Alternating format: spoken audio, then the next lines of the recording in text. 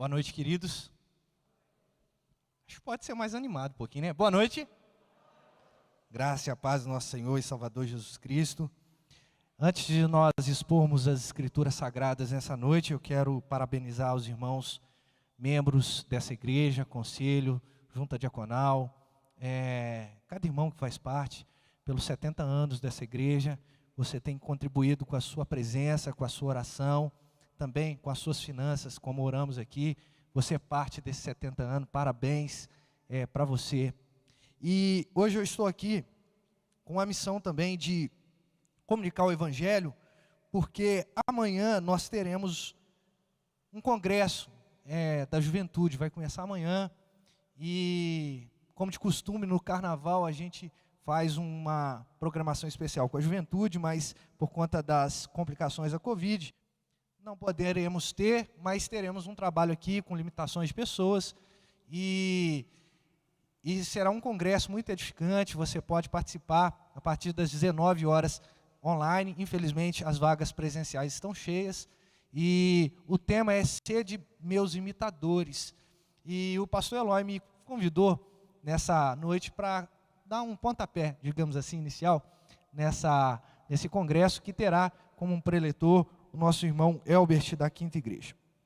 Então quero apenas salientar que hoje nós vamos falar a respeito disso. E como título da nossa mensagem hoje, nós vamos falar a respeito de dois modos de viver, dois destinos diferentes. E eu quero convidar você a abrir a sua Bíblia na carta de Paulo aos Filipenses, no capítulo de número 3, vamos ler do 17 ao 21.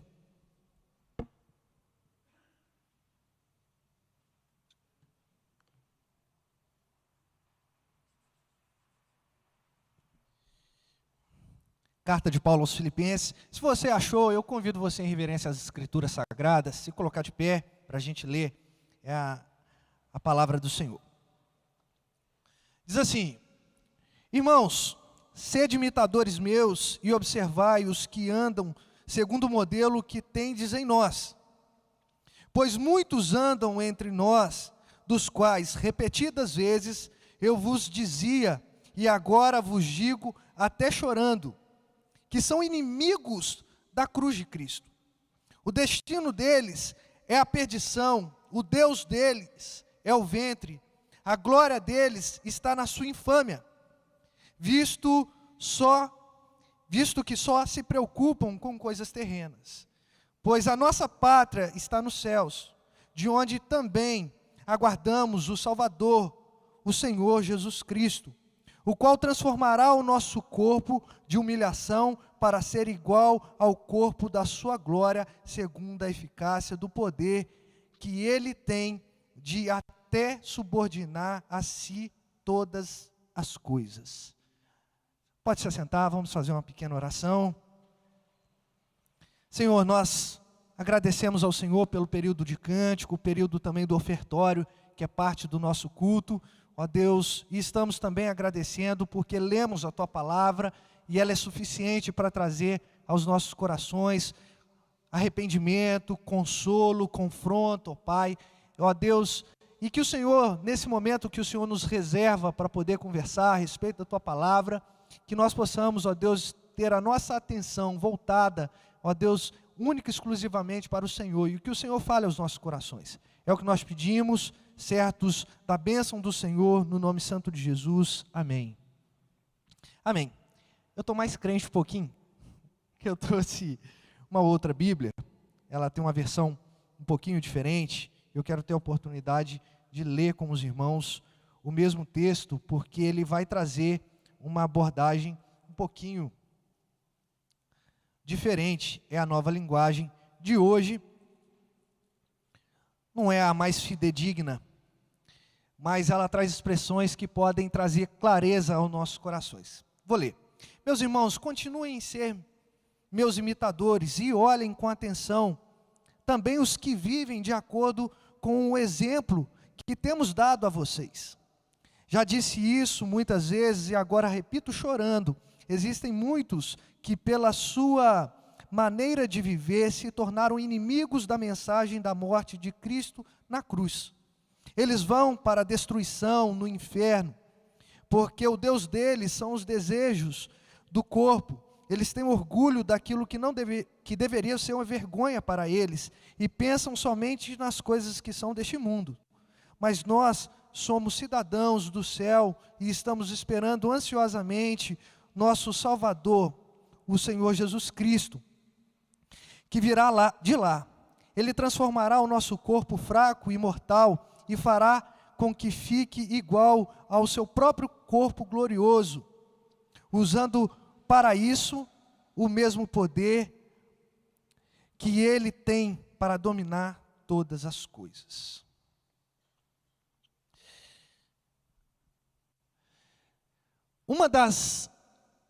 Um dos métodos de admissão na faculdade de muitos países é um método de observar o desempenho do aluno durante aquilo que eles chamam de autoensino ou high school. Nos Estados Unidos a gente observa essa prática. O que seria isso? Seria que num determinado momento da vida daquele estudante, quando ele deixa de se tornar do ensino fundamental, que a gente conhece aqui no Brasil, né? Ele começa a passar no ensino médio, as notas dele são computadas em todas as matérias, e de acordo com o seu desempenho, ele consegue vagas em faculdades mais expressivas ou menos expressivas, né? A gente conhece a faculdade Harvard, por exemplo, né?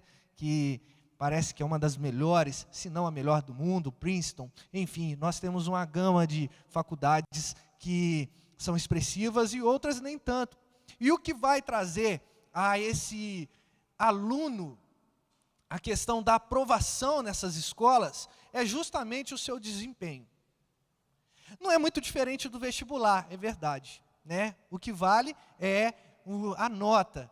Mas o interessante nesse método, para mim, é que é como se fosse registrado um DNA desse aluno, e ele fosse traçando o perfil desse aluno, até chegar ao ponto em que, por conta das notas e o desempenho desse aluno, ele pudesse ocupar as melhores cadeiras dentro da área acadêmica. Obviamente, se eu fizer aqui qualquer alusão a respeito da salvação, eu seria um herege. E vocês teriam até que me apedrejar, né? Porque não é pelos nossos méritos que somos salvos. Eu estaria ferindo doutrinas caras, preciosas, da nossa teologia bíblica, de salvação ser pela graça, pela misericórdia de Deus. Mas esse não é o intuito. No entanto, eu posso fazer uma alusão muito precisa a respeito da vida de um verdadeiro regenerado e um morto espiritualmente. E é isso que eu quero trazer nessa noite, esse impacto, esse encontro dos dois modos de viver, entre um não regenerado, um não salvo, entre uma pessoa não cristã e uma pessoa regenerada, uma pessoa que vive agora de novo, que entendeu que Cristo morreu na cruz e trouxe novidade de vida para essa pessoa. Por isso, eu escolhi como título, dois modos de viver, dois destinos diferentes. A gente vai fazer apenas uma apresentação aqui a respeito do que esse texto e que Paulo está querendo dizer para nós nessa noite. Então a gente está falando a respeito da carta de Filipenses, ou carta dirigida aos irmãos que estão em Filipos. Se você conhecer um pouquinho das Escrituras Sagradas, você vai saber que essa história, quando Paulo chega em Filipos, está descrita em Atos dos Apóstolos, no capítulo de número 16. Lá ele chega e, como de costume, ele prega o Evangelho. E aí eu já quero trazer alguma coisa de aplicação ao nosso coração, porque aonde nós passamos, nós devemos pregar o Evangelho. Paulo tinha isso como uma marca forte do seu ministério. É levar o Evangelho, é cumprir aquilo que Jesus Cristo havia determinado na sua última comissão. Ide, ou enquanto vocês vão, preguem o Evangelho a toda criatura. E Paulo parece que agarrou isso de uma maneira tão vibrante, que aonde ele passava, ele pregava o Evangelho, e através do Espírito Santo, através da exposição das Escrituras, pessoas eram eram regeneradas, pessoas eram salvas, se arrependiam dos seus pecados, eram batizadas, e não foi diferente na cidade de Filipos. Quando Paulo chega lá, ele dá de cara, como a gente costuma dizer, né, de encontro com uma mulher chamada Lídia. E essa mulher, ela tinha uma profissão, ela era vendedora de púrpura. Provavelmente era uma mulher muito rica, porque era uma área que era carente e nem todos tinham acesso, equivalente à área da moda nos dias de hoje, né?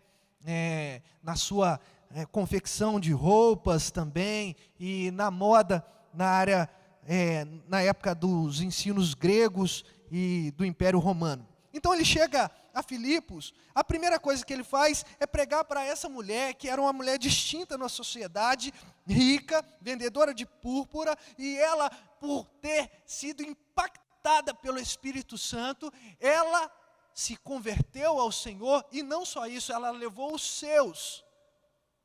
Em Atos 16 vai dizer isso, que por conta do testemunho daquela mulher, ela, de fato, levou toda a sua casa a crer no Senhor Jesus, não pelo convencimento das palavras dela, mas sim pelo Espírito Santo que já habitava no coração dela. Ela levou a palavra também aos seus, e Paulo também batizou os seus. E é o mesmo lugar onde tinha uma outra mulher, com a outra realidade. Uma mulher que adivinhava, que tinha um espírito adivinhador. Uma mulher que sabia das coisas que iam acontecer do futuro. E esse espírito era um espírito, de fato, que falava de uma certa propriedade. Porque quando Paulo vai chegando à cidade, esse espírito vai dizendo que eles são proclamadores do Evangelho de Deus. E Paulo repreende aquele espírito, e aquele espírito sai daquela mulher. Só que houve uma grande confusão naquele lugar. Por quê? Porque as pessoas que eram donas daquela mulher, e essa é a expressão, donas, elas vendiam aquelas adivinhações. Irmãos, eu não sei quanto vocês, mas eu pagaria um bom dinheiro para saber o que vai acontecer comigo daqui a 10 anos.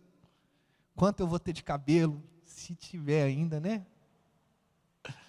Seriam informações importantes, né? Pastor Eloy, sem graça, o pastor Eloy falou que é fácil de saber isso. Não dá para negar, né? Ia ganhar dinheiro de mim, ia ganhar meu dinheiro fácil, né? Enfim. Mas, então rendia muito dinheiro para aquelas pessoas. E de repente o apóstolo Paulo repreende aquele espírito, e uma confusão generalizada acontece na cidade. Por quê? Porque uma grande fonte de riqueza monetária estava sendo suprimida ali por conta do evangelho sendo pregado. E aí, aqueles donos daquela mulher adivinhadora, eles foram até as autoridades, delataram Paulo, e Paulo e Silas foram presos. Injustiça? A gente não sabe, né? Mas não, porque Deus tem propósito em todas as coisas. Deus tem propósito na sua vida. Ainda que você seja conduzido até uma prisão, ainda que você passe por privações, saiba que Deus está no controle da sua vida. Deus estava controlando a história do apóstolo Paulo, controlando a história de Silas, Deus estava controlando a cidade de Filipos. E ali, Paulo e Silas, ao invés de desanimados por conta da prisão, eles continuavam louvando ao Senhor, porque nada poderia parar o louvor do apóstolo Paulo e de Silas. Porque eles entendiam que, mesmo em cadeias, o louvor ao Senhor, ele é de fato algo primordial na vida do crente. E quando eu falo louvor, não é instrumentos bem tocados como o de hoje. Eu estou falando de agradecimentos, é de ter um coração grato, contente, contentamento em tudo que nós temos. E por conta desse testemunho, enquanto Paulo e Silas, perto da meia-noite, eles estão ali louvando ao Senhor, Os presos que estavam ao redor escutavam isso e de repente sobreveio àquele cárcere um grande terremoto. Você conhece muito bem essa história. E de repente, aquele homem que estava lá, o carcereiro, ele achou que todos os presos haviam fugido por conta da facilidade, porque tudo veio abaixo, e ele tentou se matar. E quando isso aconteceu, Paulo falou: homem, não faça isso, estamos todos aqui. E aquele homem, impactado com tudo o que aconteceu, com o testemunho, ele fala: olha, eu preciso viver o que vocês vivem. O que eu faço para ser salvo? O que eu faço para ser salvo? E aquele versículo que todo mundo conhece: crê no Senhor Jesus e será salvo, tu e tua casa. Naquele momento, o coração daquele homem saltou de alegria. E ele creu no Senhor. E batizou também todos os seus como selo e sinal da promessa do Senhor. E ali surgiu uma grande comunidade de fé. E não só uma grande comunidade de fé. Irmãos que eram de fato crentes, piedosos e generosos. Eram generosos. Porque Paulo tem uma tônica nessa mensagem aos filipenses, que é uma tônica de agradecimento e de alegria, porque esses de Filipenses, a igreja de Filipos, custeava as viagens missionárias de Paulo. Essa igreja foi uma grande mantenedora do trabalho missionário de Paulo. E Paulo vai escrever a respeito dessa alegria de ver quantos irmãos estão de fato empenhados em pregar o Evangelho, tanto seja com a sua própria vida, ou investindo na vida do apóstolo Paulo para fazer as viagens, para que ele pudesse continuar a pregar o Evangelho. Surgiu então a carta, surgiu então a igreja de Filipos, os filipenses. E como de costume, Paulo, ele plantava as igrejas, saía, mas ele não deixava a igreja à deriva. Ele mandava cartas, ele pastoreava. Olha que maneiro, olha que maravilhoso. Ele pastoreava. Falei maneiro aqui, gente, estou acostumado a pregar para jovens, tá? Então assim, mas tem só jovem aqui, né? Paulo estava muito feliz com todos os filipenses, e estava escrevendo, pastoreando esses irmãos, e ele está falando a respeito dessa alegria deles serem tão próximos da pregação do Evangelho. E aí, Paulo está escrevendo aos filipenses, e a gente chega no versículo 12 do capítulo 3. E ele fala a respeito da vocação que ele recebeu, e são palavras inspiradoras, que vai dar uma base também de contexto para o que a gente vai falar aqui nessa noite. Não que eu já tenha recebido ou já obtido a perfeição, mas prossigo para conquistar aquilo para o que também fui conquistado por Cristo Jesus. Irmãos, quanto a mim, não julgo havê-lo alcançado, mas uma coisa faço, esquecendo-me das coisas que para trás ficam e avançando para as coisas que estão diante de mim. Prossigo para o alvo, para o prêmio da soberana vocação de Deus em Cristo Jesus. Todos, pois, somos perfeitos, tenhamos esse sentimento. Qual é esse sentimento? De olhar para a nossa vocação e olhar para a cruz e caminhar e esquecer das coisas que ficam para trás. E se porventura pensais de outro modo, também isto Deus vos esclarecerá. Todavia, andemos de acordo com o que já alcançamos. E essa palavra alcançamos não significa que foi apenas uma ação humana, mas sim daquilo que Deus já havia dispensado sobre a igreja de Filipos, sobre os eleitos que estavam em Filipos. Ou seja, vivamos de acordo com a salvação. Tem gente que vive de acordo com aquilo que tem no banco. Tem gente que vive de acordo com aquilo que tem de beleza. Tem gente que vive de acordo com aquilo que possui de veículo. Nós vivemos de acordo com o que nós alcançamos ou recebemos de Jesus Cristo na cruz do Calvário, a salvação. E por isso nós vemos agora o apóstolo Paulo começando a fazer um contraste entre dois tipos de pessoas ou dois modos de viver distintos. O primeiro modo de viver que eu quero enfatizar aqui são os inimigos da cruz. Esses são assim intitulados porque eles não eram totalmente alheios à cruz. Reparem, eu vou explicar isso. Eles não eram desconectados da comunidade do Cristo ressurreto. Eles não eram aquelas pessoas que estavam distantes e não conheciam a palavra, muito pelo contrário. Eles estavam no meio da igreja. Eles viviam as benesses da igreja. Porque o apóstolo Paulo, no versículo 18, a gente vai pular o 17, ele fala assim: pois muitos andam entre nós, ou seja, estão caminhando com o apóstolo Paulo, estão vivendo aquilo também que os crentes estavam vivendo, experimentando as benesses, as ricas bênçãos. Irmãos, a graça comum está aí. O sol nasce, não é só para o Pedro Felipe, ele nasce para todos. A chuva cai para todos, para regar a terra, para dar alimento a todos. E aqueles que, porventura, andam com os eleitos do Senhor, eles também acabam recebendo benesses, bênçãos.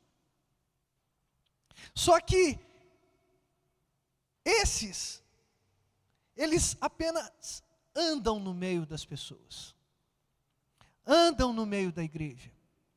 São pessoas que talvez, se nós contextualizarmos para a nossa realidade como igreja, e eu não digo só a primeira igreja, você que está nos assistindo de outra comunidade de fé, como a igreja invisível do Senhor, como todas as denominações genuinamente cristãs, são os joios que crescem junto, que estão domingo após domingo na igreja, que escutam com atenção as escrituras, a exposição das escrituras, que louvam com os irmãos do louvor. Talvez uma expressão que a gente pode usar é que esses são infiltrados no meio da igreja, mas não são cristãos verdadeiros. Estão cumprindo o papel porque quando chegar no dia do juízo, eles não terão como escapar da condenação, porque escutaram do Evangelho e não se arrependeram.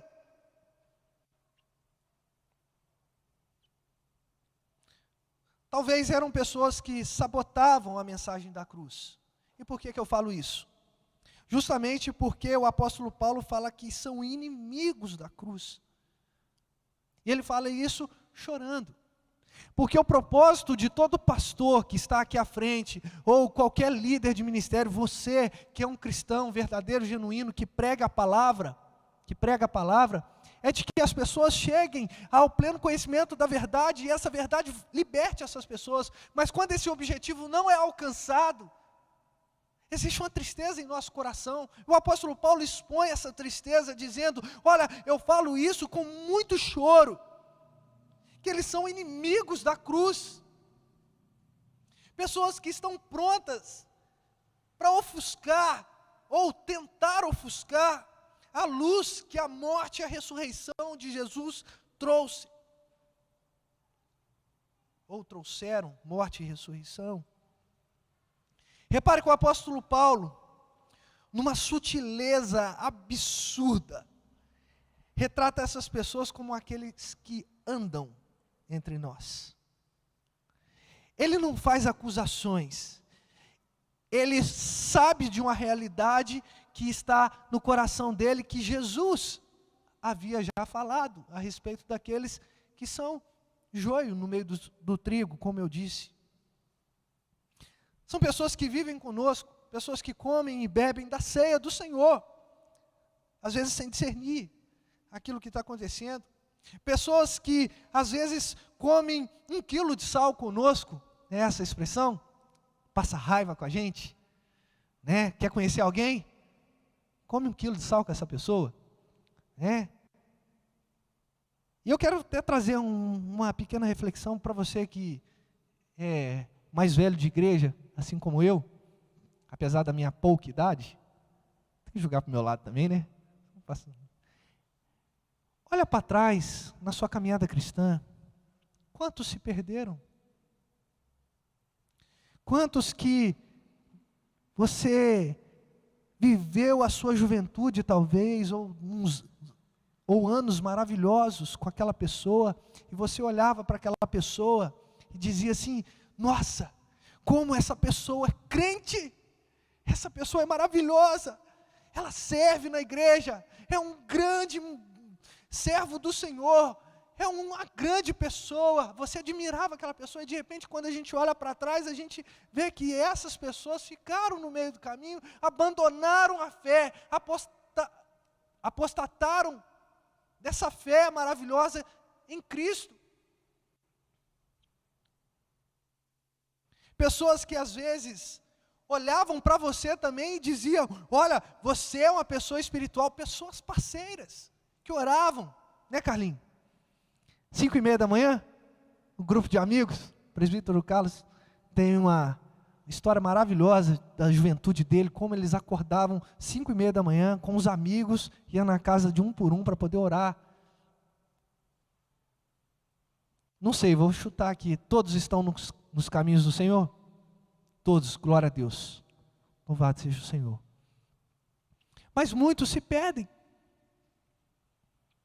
muitos ficam para trás, esfriam a fé, vem o coronavírus, abala a fé, ai meu Deus, eu não vou mais fazer nada.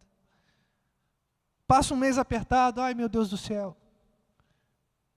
Aconteceu uma turbulência na família, ai meu Deus do céu. Porque às vezes a fé não está fixada naquele que deveria estar, que é Cristo Jesus, o nosso Senhor. E essas pessoas são inimigas da cruz, porque tentam desfazer o que a cruz, e quando eu falo tentam, é porque só tentam, não conseguem desfazer o que a cruz fez por nossas vidas. Já viu essas pessoas que chegam na igreja e falam assim: nossa, mas como o ar está gelado? Aí você desliga o ar e fala assim: nossa, esquentou demais. O Abraão veio com aquela camisa de novo. Prestam atenção em todas as coisas da igreja, menos na palavra. Reparam tudo. Enceraram a igreja. Não enceraram. Olha, o banco está ficando desbotado, porque estão passando um líquido lá para poder, não sei o quê. Olha, o Pedro Felipe está ficando mais careca. Não olhe para isso, por favor. Esses são inimigos da cruz, porque querem tirar a sua atenção para a palavra que redime o pecador. São inimigos da cruz porque não querem o seu sucesso, e quando eu digo aqui sucesso, com muita ressalva, irmãos, na caminhada cristã, porque para mim sucesso é ter vida santa na presença do Senhor, e não isenção de problemas. Não querem o seu sucesso, na verdade, te empurram para fora da igreja, e coisa que você nem notava, você começa a notar, fala assim: é mesmo, né? O ar está gelado, estou sentindo um friozinho mesmo. Eu não gosto da voz do Pedro Felipe, é meio estridente. Ele que vai pregar. Me condenei com terno, né? Chegou de terno, o pessoal, hoje deu ruim. Mas por isso que a gente não fala quem vai pregar. São inimigos da cruz. Agora, repare que eu estou falando de um grupo que é inimigo da cruz. Agora vamos à expectativa futura desses inimigos da cruz. O texto nos mostra que eles têm um destino, um Deus e uma glória. Reparem, versículo de número 19. O destino deles, os inimigos da cruz, é a perdição. O Deus deles é o ventre. E a glória deles está na sua infâmia, visto que se preocupam com as coisas terrenas. Sobre o destino, vamos lá. A perdição. Esse é o destino, a perdição. Quando olhamos para essa palavra, pensamos às vezes numa vida dissoluta. A gente pensa que a pessoa está perdida, está caída na sarjeta, está sem dinheiro, está entregue a vício. Mas o apóstolo Paulo não está dizendo muito bem isso não, apesar de uma coisa puxar a outra. Uma vida inconsequente, a gente vai pensando assim, sem compromisso, com a moralidade. Mas vasculhando melhor, nós percebemos que o destino aqui no grego é telos, ou a finalidade deles. Telos, finalidade da palavra. E a palavra perdição está aqui, apoleia, que tem o significado de tormento. O destino deles é o tormento. Inimigos da cruz, destino, tormento. Atenção, inimigos da cruz, todos embarcados para o tormento eterno. Se você estivesse numa rodoviária, no aeroporto, se você for um inimigo da cruz, o alto-falante vai berrar dessa maneira: atenção, inimigos da cruz, última chamada, destino, perdição. Perdição. A finalidade deles é um tormento sem precedentes.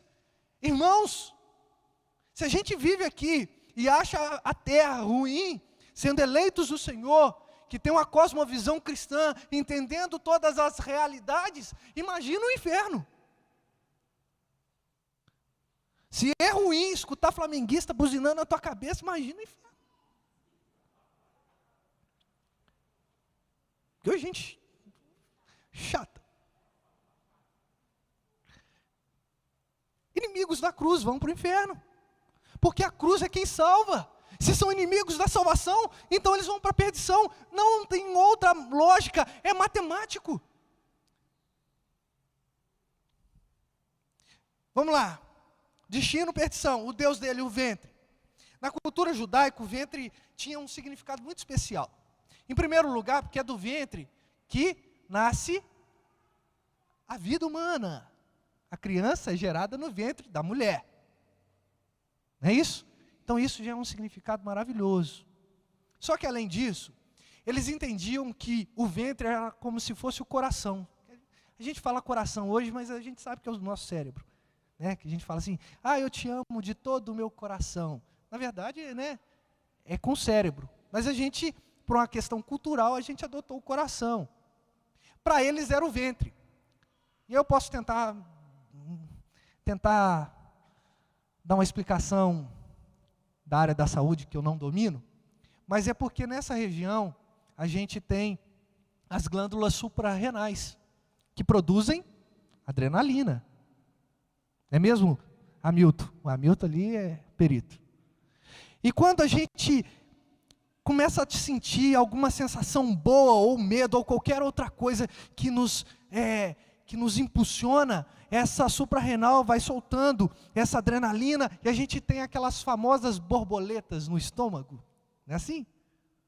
O adolescente, quando vê aquela mocinha que está gostando e começa a sentir aquelas borboletas, aí alguns sorriem, outros saem correndo, outros ficam atônitos, paralisados, né?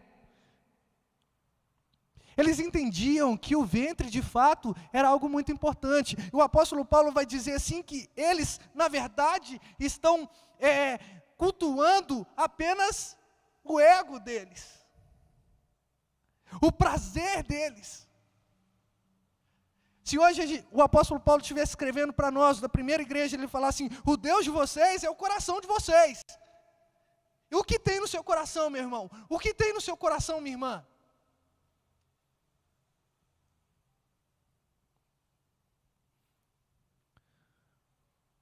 Deus desses é o próprio ego. Eles não se importam com um do lado. Eles se importam com eles mesmos. Pessoas extremamente egoístas. Esses são os inimigos da cruz, que tem destino à perdição e que tem um Deus que não é o Deus soberano, Salvador, Redentor. É o Deus ventre. E o último, A glória deles é a infâmia. Poderíamos substituir essa expressão por imoralidade. Eles têm imoralidade como glória. Que festival de coisa horrenda são as nossas redes sociais. A gente quer mostrar o que não precisa mostrar, o que não deveria mostrar. Homens que começam a se mostrar por conta de uma foto, melhor ângulo, o braço mais sarado. Eu nunca vi ninguém postar foto de uma barriguinha cheinha. Alguns postam, né? Mas a verdade é que as pessoas estão querendo mostrar um lado apenas. A imoralidade toma conta do coração dessas pessoas. As mulheres, de igual modo. Muitas mulheres defendendo uma causa do feminismo, por exemplo, arrancam as suas roupas e escrevem nos seus corpos, meu corpo, minha regra. E acham bonito aquilo. Acham bonito, que estão fazendo história. A imoralidade, eles acham que de fato isso aí é uma glória para eles. Olha, fulano foi protestar, tirou a roupa. Imorais, inimigos da cruz, pessoas que no fundo, se os corações forem esquadrinhados, sentem-se bem com as imoralidades, gostam de receber glórias por sua falta de moral. Expectativa, portanto, para o primeiro grupo é destino, perdição. Um Deus, o seu próprio ego, uma glória, a imoralidade. O resultado disso tudo é o próprio inferno. Só que a gente tem um segundo grupo. Os imitadores dos santos. Os imitadores dos santos. Repara que no versículo 17, o apóstolo Paulo fala assim: irmãos, sede imitadores meus, e observai os que andam segundo o modelo que tendes em nós. Parece um pouco de arrogância do apóstolo Paulo, chamar para si, mas não é. Ele está falando assim, olha, porque em 1 Coríntios 11, ele vai dizer, sedes meus imitadores como eu sou de Cristo. Ele está falando, a minha fonte é Cristo, vocês vão me imitar. Mas não porque o apóstolo Paulo é o Paulo de Tarso. Eu sou alguém irrelevante, não. É porque eu busco a minha fonte em Deus, em Cristo Jesus. Os imitadores da santidade, e não só da santidade do apóstolo Paulo, mas ele fala assim, segundo o modelo que tendes em vós, observai os que andam, segundo o modelo que tendes em vós, ou seja, aqueles que também são santos, olham para essas pessoas. A gente precisa entender uma coisa, precisamos de referências em nossa sociedade. Você que está aqui escutando essa mensagem, você que está na internet escutando essa mensagem, você precisa ser referência. Porque a partir da sua vida, você pode impactar a vida de outras pessoas. Você precisa ser referência para que as pessoas tenham a tel-referência. Entenderam? Vou explicar. Você precisa ser uma referência na sociedade para que as pessoas tenham Deus como referência. Porque você está achando que o mundo, alguém do mundo, isso acontece, mas é bem raro. Alguém do mundo vai pegar uma Bíblia como essa e vai falar assim, nossa, que desejo que eu tenho de ler a Bíblia, e vai começar a ler, e de repente, isso acontece, obviamente, mas não é a regra. As pessoas vão olhar para você, você é carta lida pelo mundo. Por isso esse apelo que eu estou falando aqui, fazendo aqui, é justamente para que nós possamos olhar para grandes homens e mulheres de Deus e buscar essa referência. E, em última instância, aprofundando melhor, busque a referência em Cristo Jesus, o nosso Senhor.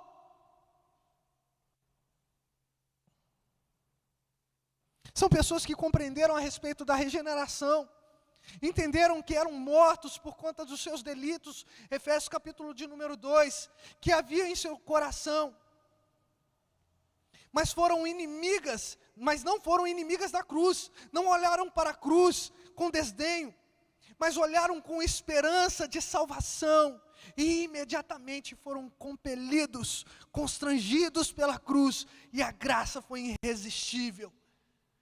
Quando a gente olha para a cruz, quando a gente olha para a graça do Senhor, é irresistível. A não ser que você esteja olhando de uma maneira muito ofuscada, mas quando a gente entende o que Cristo fez na cruz do Calvário, levando sobre si todas as nossas transgressões, nós não resistimos. Não conseguimos resistir à graça, porque só ela transforma o mais vil pecador.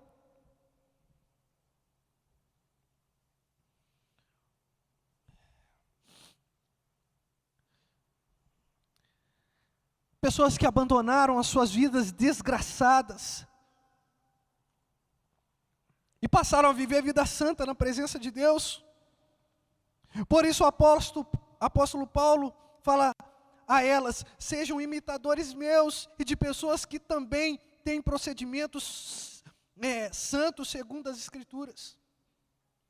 Irmãos, uma verdade, palavras são bonitas demais, mas o exemplo arrasta, tanto para um lado quanto para o outro.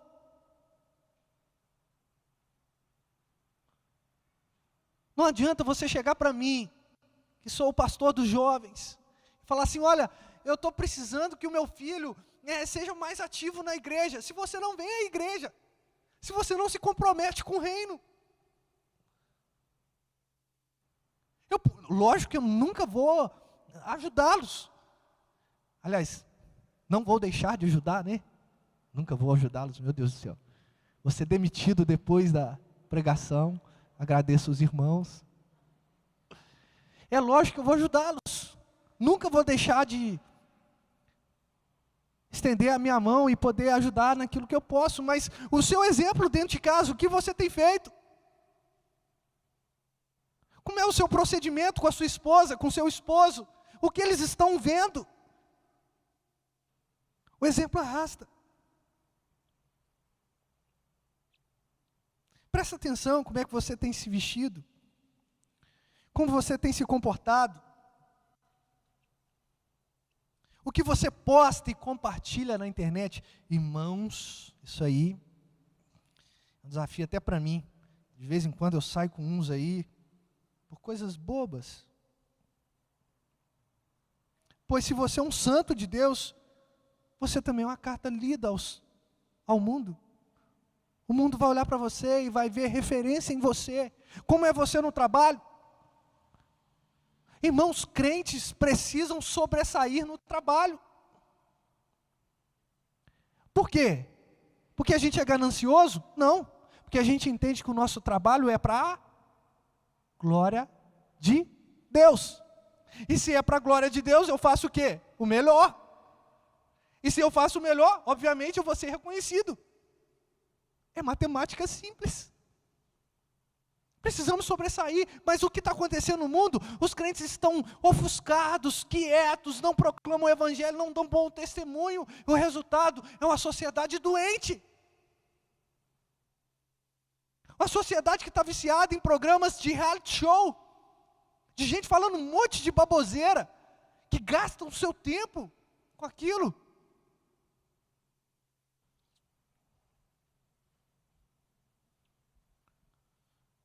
Enfim, esses não são inimigos da cruz, são imitadores da santidade. Mas para eles, qual a expectativa do futuro? versículo de número 20. Pois a nossa pátria está nos céus. Amém? A nossa pátria está nos céus, de onde também aguardamos o Salvador, o Senhor Jesus Cristo.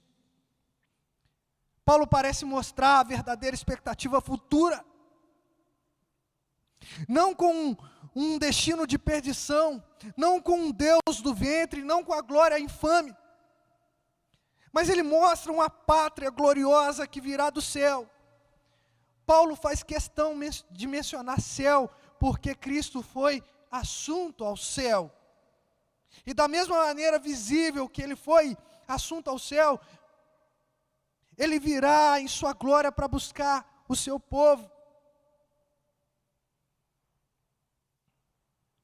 O Salvador perfeito foi para o céu, preparou moradas perfeitas para crentes que serão aperfeiçoados, glorificados.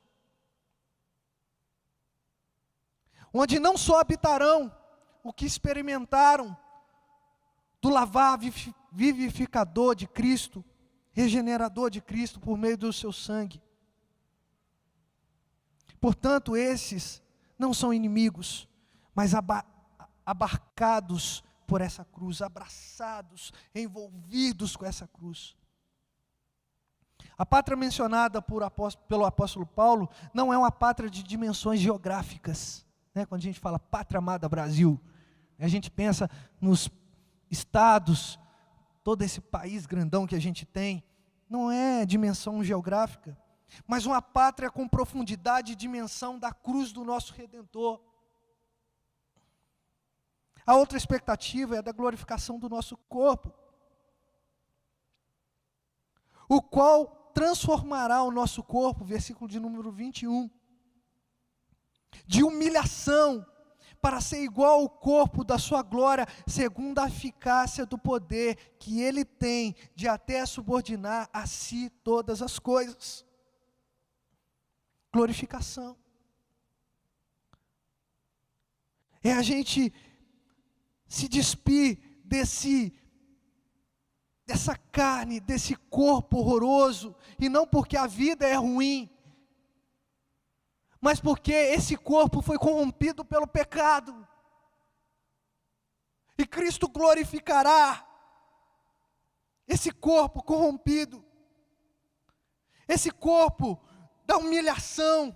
Ele será transformado, e não somente isso, será transformado com eficácia, pelo mesmo poder que há em Deus de reger todas as coisas. O mesmo Deus que está governando todas as coisas, é o Deus que glorificará o seu corpo, para que você more na mansão que Ele tem preparado para você.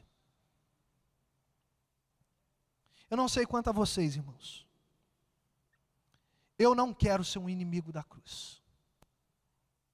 Pelo contrário, eu quero olhar para os gigantes da fé e ser como eles.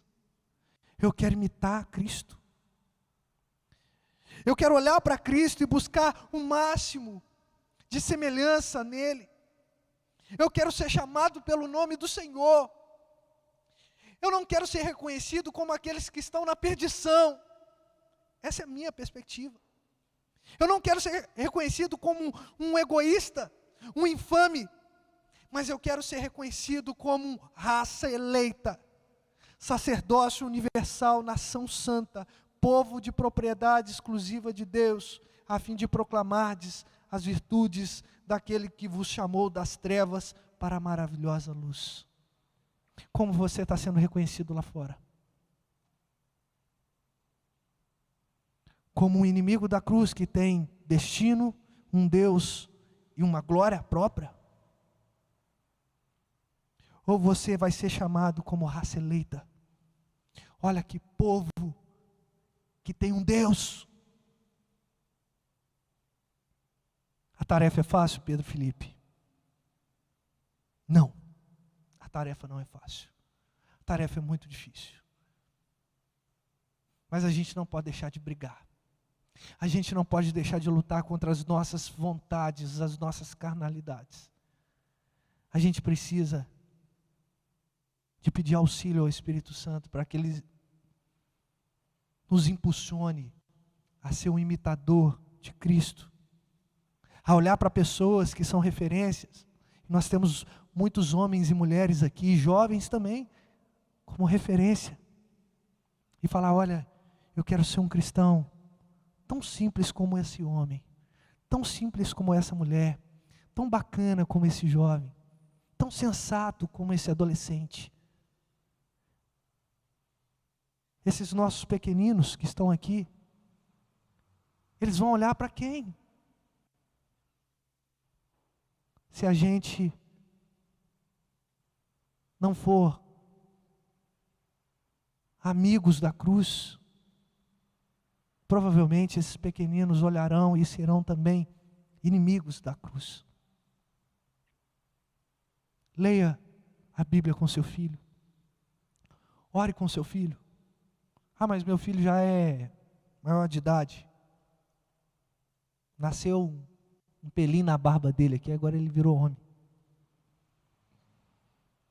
Não. Chega aqui e fala: filhão, chega aí. Chega aí. Deixa eu te contar uma parada.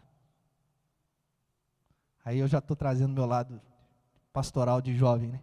Deixa eu te contar uma parada. Existe alguma coisa muito melhor para você viver do que infâmia, do que egoísmo, do que perdição. Essa coisa se chama viver a santidade de Cristo, colocada pelo Espírito Santo de Deus. Você topa esse desafio? Eu quero ser carta lida para o mundo, ser um eleito do Senhor que demonstre a glória do Senhor. Vamos orar. Senhor Deus e Pai, te agradecemos, ó Deus, por essa oportunidade de escutar da Tua palavra. Deus, te pedimos perdão porque muitas vezes nós somos uma carta horrorosa para o mundo. Nós não somos referência no nosso trabalho, nós não somos bons pais, nós não somos bons filhos, nós não somos bons crentes. Aliás, às vezes, a gente está jogando no outro time, o time dos inimigos da cruz. Senhor, arranca isso do nosso coração. Nos faça viver uma vida em santidade na Tua presença. Ó Deus, nós queremos ser, ó Deus, reconhecidos como povo do Senhor, chamados pelo nome do Senhor. Ó Deus, em nome de Jesus, coloque, ó Deus, no nosso coração, essa vontade de Te servir. Que nós não possamos, ó Deus, chegar apenas no domingo, 7h da noite, ou 9h da manhã, apenas com as mãos vazias. Ó Deus, que nós possamos, ó Deus, chegar mais cedo, ó Deus, cumprimentar as pessoas, viver a vida eclesiástica, ligar, mandar uma mensagem, que nós possamos fortalecer uns aos outros, que nós possamos ser luzeiros no mundo que está em trevas, que está perdido, que busca em vacina, que busca em médico, que busca em presidente, em governador, em prefeito, em poder legislativo ou judiciário, as respostas da vida, sendo que, ó Deus, nós temos a Tua palavra, ó Deus, que é suficiente para alimentar o nosso coração. Nos ajude, ó Deus, a olhar para a Tua cruz. E, ó Deus, ser atraído por ela, Deus. Que nós não possamos, ó Deus, colocar barreiras para isso. Que nós possamos, em nome de Jesus, nos entregar totalmente nos braços daquele que sempre cuida de nós. Ó Deus, em nome de Jesus, essa é a oração que eu faço. Amém.